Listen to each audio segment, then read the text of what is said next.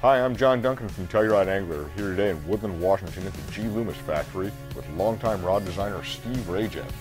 Nice to see you, Steve. Hi, John. We're here today to learn more about the design and production of the fabulous NRX Trout rods.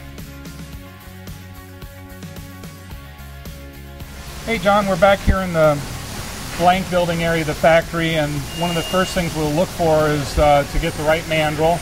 The mandrel is actually what we adhere the graphite to, and then eventually it's going to get rolled up around this core of steel, which is a tapered ground mandrel, and it's very, very fine diameter out here at the tip of like this little mandrel for a 3-weight fly rod tip. Very, very thin diameter.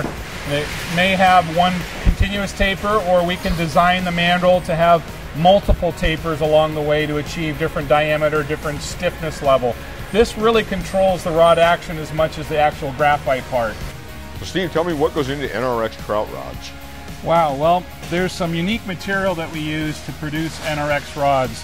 We use a very thin sheet of material called the pre-preg. Pre-preg is the graphite that's been pre-impregnated with the epoxy resin that's fortified with this nanosilica additive to it. And this material is very thin, but it has a high elongation, a high stretch factor that allows a tip to curve an awful lot before it would possibly ever break. So we use a thinner sheet of material, lower grams per square meter material for the tip section. When we go down into the middle and to the butts, we incrementally increase the thickness of the material as we go on down, both for thickness, which adds to the stiffness of the rod, and the thickness to add to the strength and durability of the rod. Steve, the NRX Trout rods come in two distinct actions. Tell me something about the difference. Sure. So what you've been casting is the standard NRX actions, and they're a powerhouse design. They're designed for an aggressive caster, looking for extra power in a rod, helps to drive through the wind. Contrasting with the standard NRX actions is the LP NRX. LP stands for light presentation, and these rods are truly a smoother loading rod. They bend more easily into the middle.